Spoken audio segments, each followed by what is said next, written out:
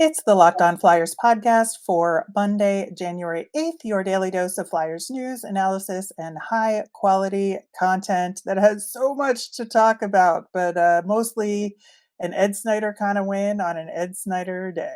Yeah, that was apropos. We will get into that, World Juniors, and our Nemesis of the week all on today's show. You're Locked On Flyers, your daily podcast on the Philadelphia Flyers. Part of the Locked On Podcast Network, your team every day.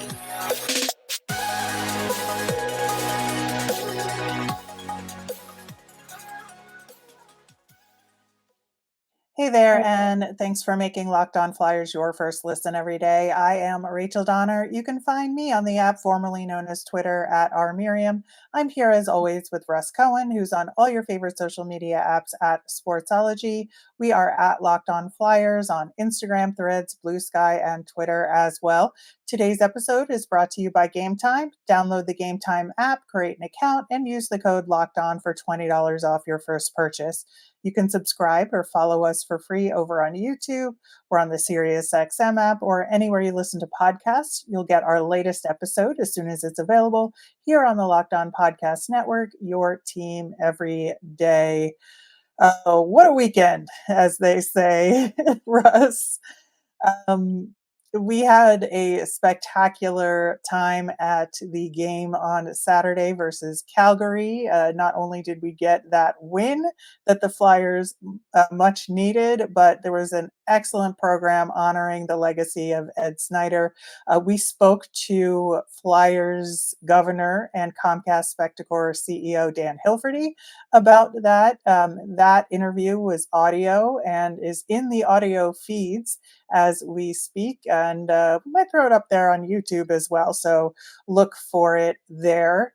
In the meantime, the Flyers did win that game 3-2, coming back in it, which I think was an important aspect of it. They're also back to the 12-6, which thank goodness. Yeah, I mean, a couple things to pull out of that. It's nice that Dan Hilferty is a loyal watcher of the show and actually, took us up on the Ed Snider thing and made it great. Like what they did with it, they ran with it, man. It was terrific. It was very nostalgic. The end was funny because of the fighting and stuff. And the teams knew they weren't going to face each other, so they went crazy at the end. That was, like two mirror images playing each other. There's no question about it. The game was really sloppy for a while, like I would say a period and a half, and then and then things got better. On the positive side, Igor Zamula, I think, has finally calmed down any fears of the coach or fans. But on the negative side, I don't know if Morgan Frost can do anything good anymore, because if you say something positive about him on Twitter, it's almost like there's a negative response. And I don't like that, because I don't think what happens between him and the coach should ever color what he does on the ice. And so I thought he had a good game. I thought that goal was a really good goal. Other people were Yeah. telling me it was a beer league goal, and I'm like, I played beer league and watched it, and I think you have to take it's what you have to take into account for that goal is the speed, the fact that he's facing physicality while it's happening, and he did it quickly. But whatever, your opinion on Morgan Frost is your own. I'm not going to try and change it.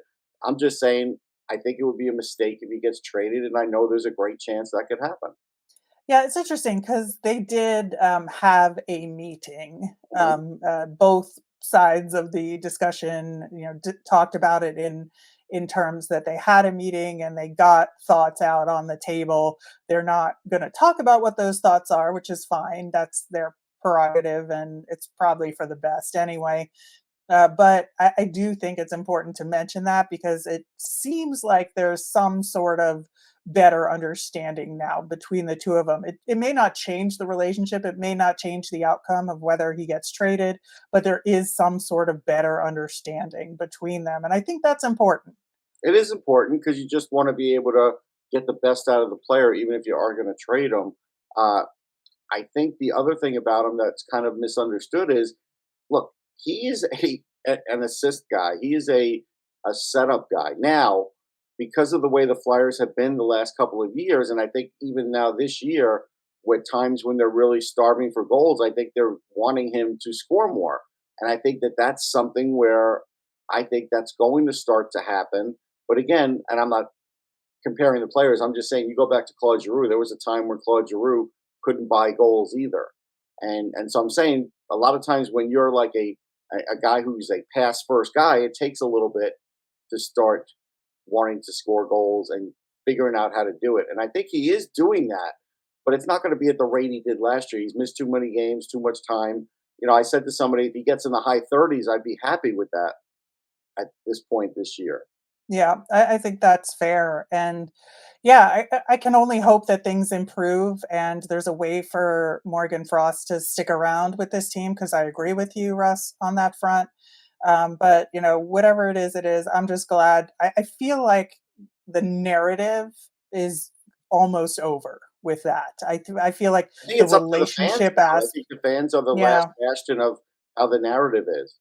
yeah, and we'll see on that. I think obviously we also have to talk about Cam Atkinson because Mhm. he returned to the lineup here, and he was very clearly just going for it on Yeah. every shift.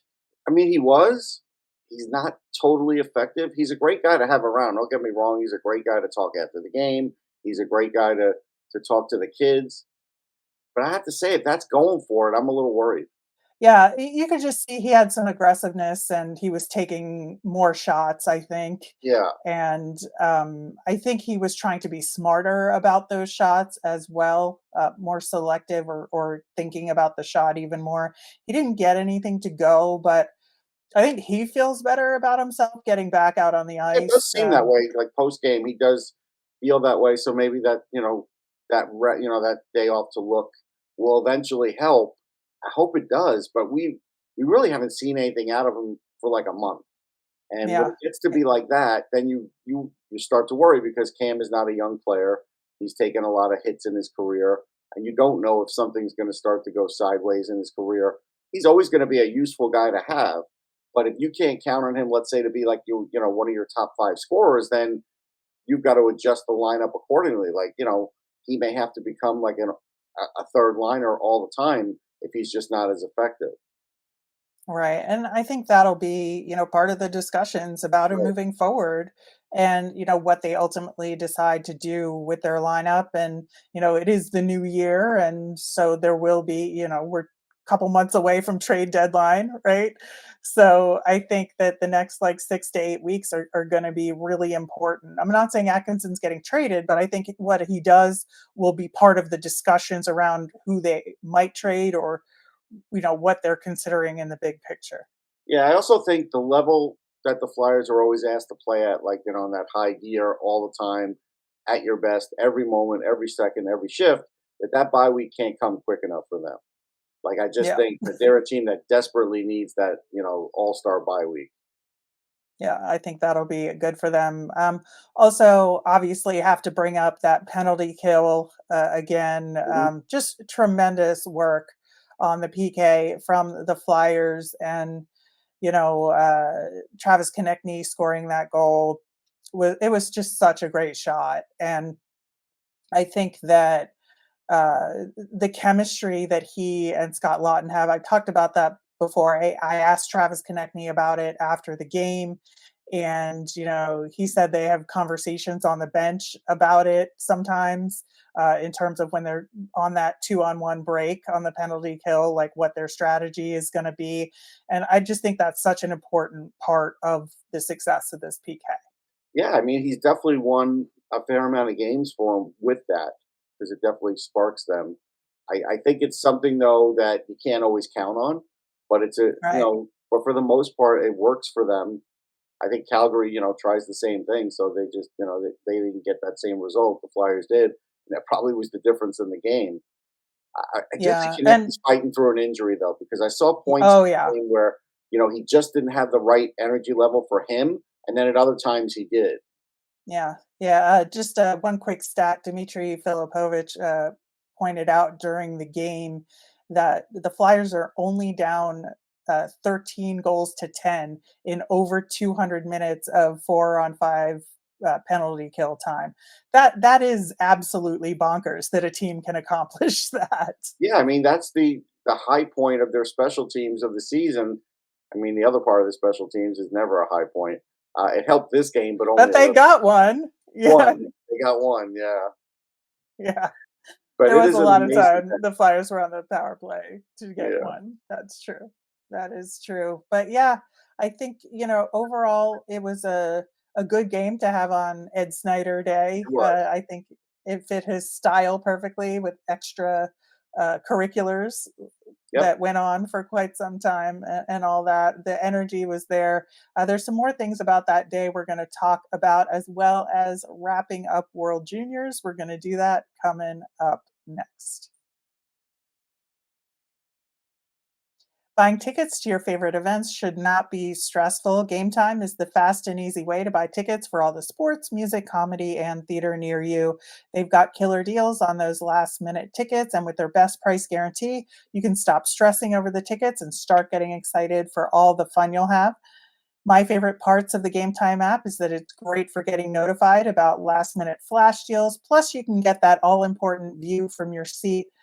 Gametime has deals on tickets right up to the start of the event and sometimes up to an hour after it starts. So you can get your last minute seat there. Also, the tickets are sent directly to your phone, so you never have to dig through your email. Take the guesswork out of buying tickets with Gametime. Download the Gametime app, create an account, use the code LOCKEDONNHL for $20 off your first purchase. Terms apply. Again, create an account and redeem with the code LOCKEDONNHL for $20 off.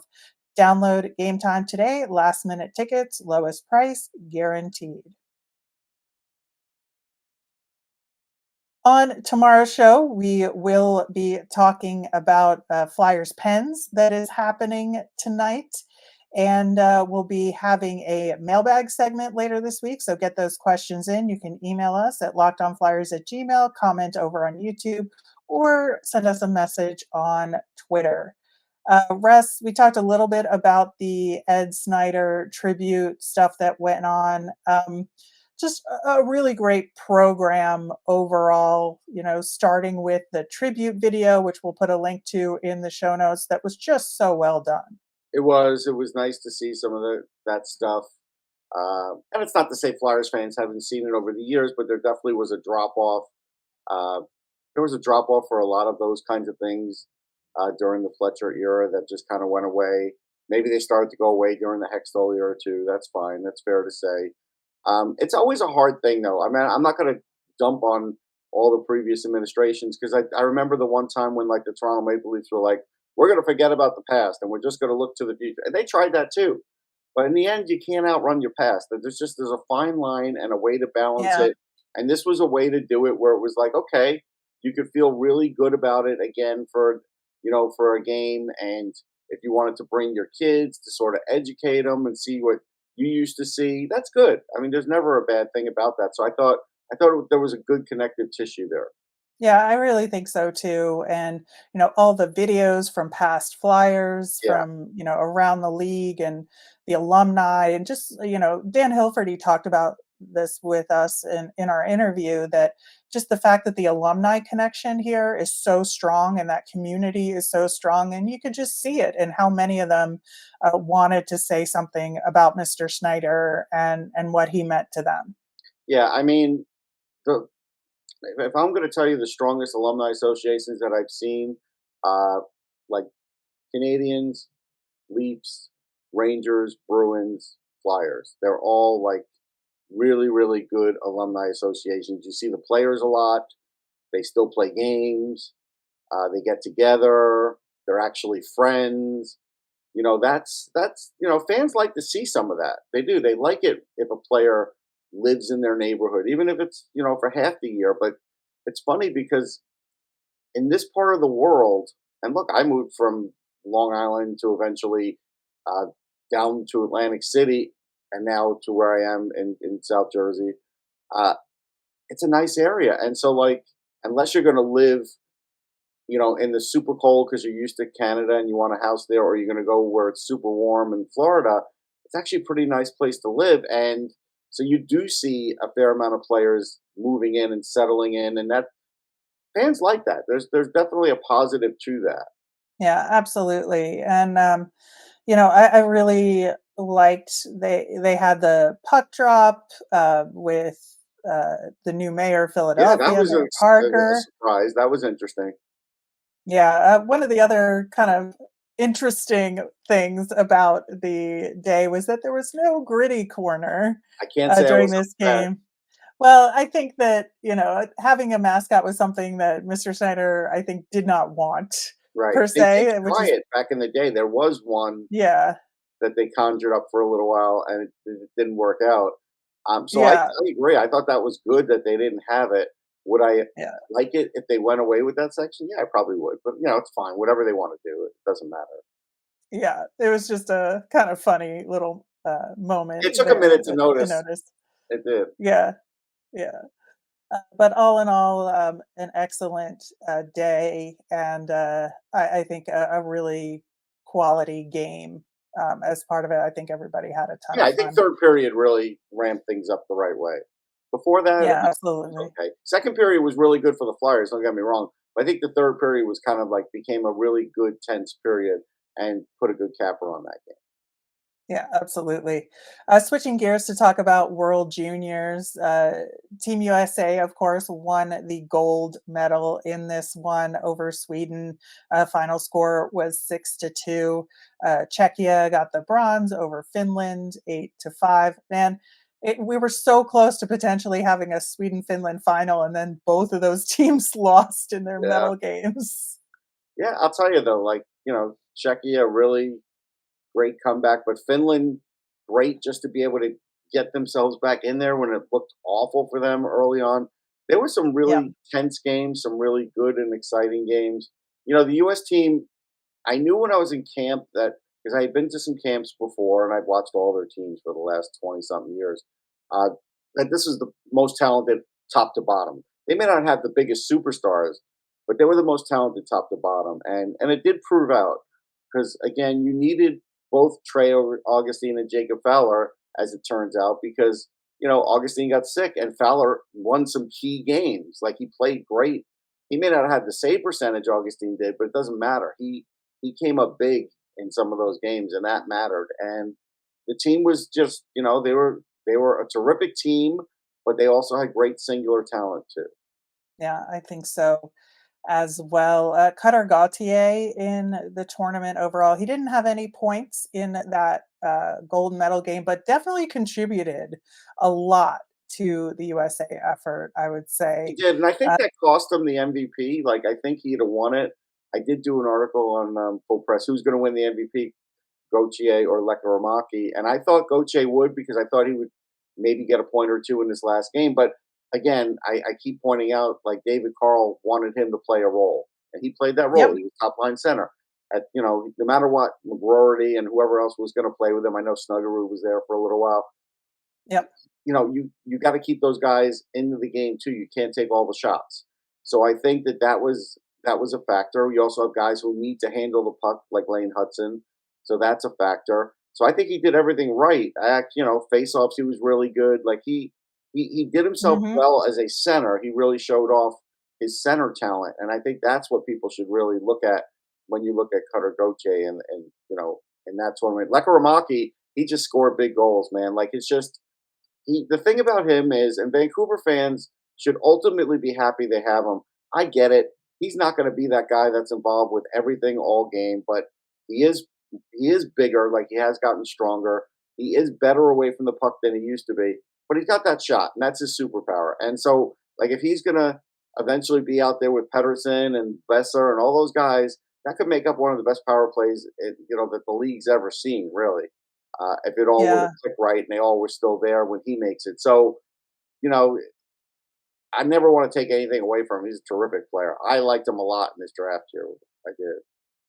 Yeah, and, obviously, we saw that Lekaramaki and Cutter Gauthier had some words during the They handshake did. We line. don't know what they were. Like Goche, and I never found him to be like a troller or a dishonest guy. So I do think he did wish him well and everything. And then Lekaramaki had something to say. I think it had to do with the Ryan Leonard, doing the kiss to the crowd, Yeah. and Augustine doing the Russell Crowe version of what he wanted to do there in Gladiator. But at the end of the day, there were 4 or 5 guys on this team, I think 5, that lost to Sweden and wanted to get exact revenge, and that was on their mind. They talked about it in camp. It was written about a lot, and they wanted to win gold. Right? There were other guys that had won gold in the U18s on that team, but not those older guys. They didn't. Right. They were Right. hungry for it, and you know what? They got it. And so, listen, I can't get mad at them doing that. I don't think it hurts anybody. I actually thought that guy Becker was worse when he was um, taunting the other bench. Like, the U.S. players didn't taunt the Swedish bench; they just were They like, taunted the fans, though, from the yeah, penalty box. yes, they were definitely getting into it with the fans.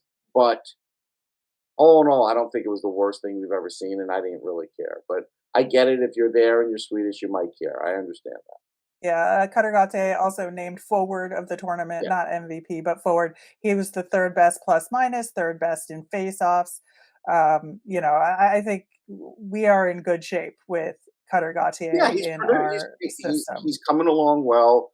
I do think he'll come out this year. Again, if it were me right now, I might not have him start at the NHL level for long. I might give him a couple games and then send him to Lehigh and hope that he puts him over the top, much like Jeff Carter and Mike Richards did back in the day for the Phantoms when they actually won it all. So you had a guy like Gauthier, that could be a big ad for them.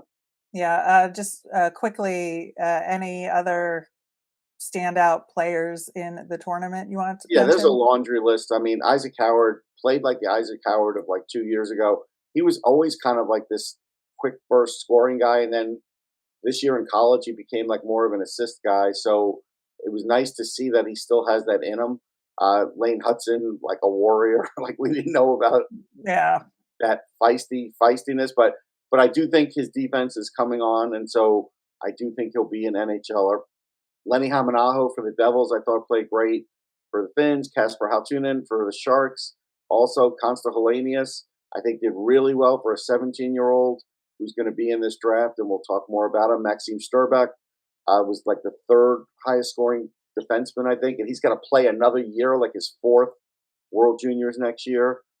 So he's a really good defenseman for the Sabres, and I think there is some offense in his game. He told me there was, and so same as Zeke Buium, who I think now has probably moved into my top 10. He told me there was more offense in his game too, but a lot of times these guys want to square with their defense and with Sturbeck their physicality, and then sometimes when they're confident, a little more offense comes out. Neither of them are going to light the world on fire offensively, but there's always a little more there. And Sturbeck showed it, and so did Buium. So I think all of those guys, and there were more. Like there were more guys from other countries, and so yeah, there was a lot of talent, and that was what was the key thing. Gavin Brindley too. Gavin Brindley.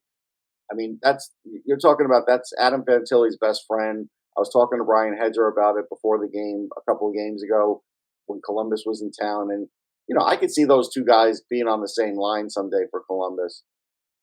Brindley and Fantilli, and that could be really good for the Jackets. yeah, yeah. Tons of great performances. I would also say Trey Augustine played really well in this tournament in net for the Americans. I think it's probably his best tournament that I've seen Yeah, him I think it's his best. in. And I spoke to him in camp, and he definitely got faster as far as post to post and up and down, and I think that really Yeah, helped him. yeah, absolutely. All right, we are going to wrap up this show as we do each and every Monday with our Nemesis of the week coming up next. The NFL regular season is wrapping up, but there's still time to get in on the action with FanDuel, America's #1 sportsbook. Right now, new customers get 150 in bonus bets guaranteed when you place a $5 bet. That's 150 bucks in bonus bets, win or lose. The app is so easy to use, and there are so many different ways to bet, like live game, same game parlays. Find bets in the new Explore tab. Make a parlay in the Parlay Hub. The best way to find popular parlays and more. I got to tell you now, because of the way we tape, I don't know the exact matchups for next week's game, but I'll tell you, I would bet the Ravens. I don't think they're losing for a while. they're an amazing team. So go with the Baltimore Ravens no matter what, no matter who they match up against. That's my recommendation. So visit FanDuel.com/locked on and make your first bet a layup. FanDuel, official partner of the NFL. Locked On has launched the first ever national 24/7 streaming channel on YouTube. Locked On Sports Today is here for you 24/7, covering the top sports stories of the day with local experts of Locked On, plus national shows covering every league like Locked On NHL. Go to Locked On Sports Today on YouTube to subscribe. For our nemesis of the week this week, well, last week we talked a little bit about Alberta because of the Flames and Oilers competition there. I think for me this week, looking ahead to it, we've got the Pens, the Habs, the Wild, and the Jets. And I feel like that's sort of a theme of rivalries and risers, right? Because I think Yeah. as we go through the week, the competition is going to get harder and harder. And I feel like the Pens are such a mixed bag, and we'll talk about that a little bit. Yeah. But the Habs are a team that could surprise you on any day, They just had a and big win over the especially Rangers in the shootout. Yeah. yeah, and especially against the Flyers. For some reason, they always seem to play better Yeah. against the Yeah, Flyers. they're young and fast, that's for sure. Yeah, and then the Wild, I know they have some injury issues right now, but they're still playing generally better since the coaching change, and Yeah, I feel Marc-Andre like Fleury, I think, just tied Patrick Waugh for second most yep, all-time in wins. Amazing. yeah, yeah, and then the Jets, who are just like on fire this year. I think they get into the conference final. I do. Yeah, yeah. So I feel like this is a very challenging week for the Flyers. Very challenging week. It'll be, interesting to see. Um, my nemesis is going to be the local meteorologist. We are in the 21st century, and by saying that, we all have weather apps, we all have phones, we all can see what's happening, we all can look at the maps. We don't have like Doppler 8000, but we have most everything else. And I just feel like they built up this storm so badly, and we all kind of knew, like the ones who live locally, like me, like, hey, we were going to get rain, but we weren't getting snow, and snow was going to be like beyond even the Philly area and more like up in the Lehigh area. Like we all could see that coming a mile away. But I noticed that a couple of the stations started doing their storm coverage the day before because they were looking for that snow bump because there hasn't been any snow here in a couple of years. And honestly, this was really marginal too. They did shovel. If you lived in Lehigh, you shoveled. I get it. But it wasn't a big storm or anything. And I think they were just looking for snow ratings and they probably didn't get them the way they hoped. And that's why my nemesis is just call it like it is, meteorologist. You don't have to play it up. Yeah, yeah, I hear ya. The Flyers do play the Pittsburgh Penguins at 7 p.m. Eastern. You can catch every second of the Flyers' hometown broadcast with SiriusXM on the SXM app. Search for Flyers. Just a couple of quick notes about this matchup. Pens just lost to the Sabres, but they beat the Bruins and Isles and Blues, but then lost to the Caps. This is just a weird team. They I, did I get a lot of really, shots on the Sabres, though, like 42 saves for Luka, yeah, I think. So I just feel like from game to game, there's no telling what Penguins team is going to show up. I think that's fair. So they're second to last in the Metro right now, which is so weird to say, but that's because they've been inconsistent. Yep. But we do know Sidney Crosby always comes into Philly looking for a fight, Jeff so Carter's playing a little better. a little better. And I feel like after that Ed Snider game and after the energy of the Calgary game, like to then go directly into a rivalry game against the Pens, like the Flyers are going to be fired up, They'll no be doubt. fired up. No day. But so are the Penguins. Like Yeah. they know all their points are important. Like these are the games we look forward to. You like these rivalry games. Absolutely. All right, that will do it for today's show. Thanks so much for listening. On tomorrow's show, of course, we will recap that game against the Pens and we'll have our Phantoms Tuesday. So also get those mailbag questions in. You can email us at lockdownflyers@gmail.com, send us a message on Twitter at lockdownflyers, or comment over on YouTube. I am Rachel. I'm on Twitter at rmiriam. That's RMIRIAM. I'm Russ. I'm at Sportsology, SPORTSOLOGY. Have a great day.